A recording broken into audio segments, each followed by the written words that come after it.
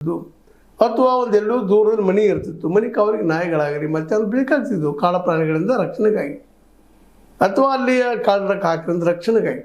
ಆದರೆ ಇವತ್ತು ಈ ಶಹರೀಕರಣದಿಂದ ಪಟ್ಟಣ ದೊಡ್ಡದಾಗಿ ಬೆಳೆಯೋದ್ರಿಂದಾಗಿ ಇಲ್ಲ ನಾವೆಲ್ಲ ವ್ಯವಸ್ಥೆಗಳನ್ನು ಮಾಡ್ಕೊಳ್ತಾ ಇದ್ದೀವಿ. ಅದೇ ನಮ್ಮಲ್ಲಿ ವ್ಯವಸ್ಥೆಗಳು. ಇಲ್ಲಿ ನಾಯಿಗಳು ಬೇಕಂತಿಲ್ಲ, ಪ್ರೀತಿಯಿಂದ ಸಾಕಿದ್ರೆ ಅವ್ರ ಮನೆಗಳಲ್ಲಿ ಕಟ್ಕೊಳ್ಳುವಂಥದ್ದು ಆದರೂ ಒಳ್ಳೆಯದು. ಆದರೆ ಬೀದಿಲ್ಲ ನಾಯಿ ಬಿಟ್ಟರೆ ಏನಾಗ್ತದೆ? ಅದಕ್ಕೆ ಸಾಕ್ಷಿಗಳು ಸಾಕಷ್ಟಿಗೆ. ಅದಕ್ಕಾಗಿ ಬೀದಿ ನಾಯಿಗಳು ಎಲ್ಲರೂ ಸಾಗಿಸ್ರಿ ಅಂತೇಳಿ. ಆದರೆ ಪ್ರಾಣಿ ದಯಾ ಸಂಘದವರು ಇಲ್ಲ ಸಾಗಿಸ್ಬೇಡ್ರಿ, ಅದು ಮಾನಸಿಕವಾಗಿ ತೊಂದರೆ ಅನುಭವಿಸ್ತದೆ, ನೋವು ಅನುಭವಿಸ್ತದೆ, ದುಃಖ ಅನುಭವಿಸ್ತದೆ. ಸರಿ ರೀ, ಒಪ್ಪೊಂದು ಮಾತುಗಳು.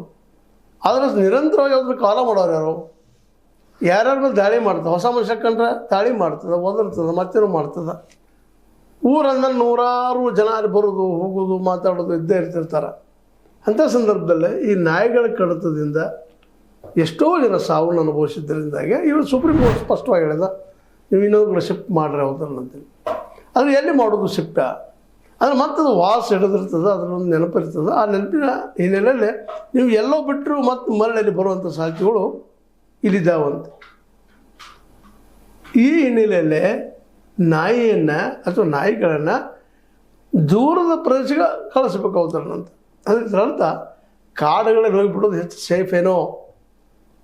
ಅದಕ್ಕೂ ಅನ್ಬೋದು ಪ್ರಾಣಿ ದಯದವ್ರು, ಇಲ್ಲ ಕಾಡಿನಲ್ಲಿ ಕಾಡ ಪ್ರಾಣಿಗಳು ಅದನ್ನು ಕೊಲೆ ಮಾಡ್ತಾವ, ತಿಂತಾವ, ಮಾಡ್ತಾವ ಅಂತೇಳಿ. ಇದು ಸೈಕಲ್ ಅಲ್ರಿ, ಒಂದಕ್ಕೊಂದು ಒಂದು ಬದುಕುವಂಥದ್ದು. ನಮ್ಮಲ್ಲೂ ಸಹಿತ ಮಾಂಸಾಹಾರಿಗಳಿದ್ದಾರೆ. 70% ನಮ್ಮಲ್ಲಿ ಮಾಂಸಾಹಾರಿಗಳಿದ್ದಾರೆ. ಮತ್ತು ಮಾಂಸಾಹಾರಿ ಅಂದರೆ ಇನ್ನೊಂದು ಕೊಂದ ಬದುಕಬೇಕಲ್ಲ ಅವರು.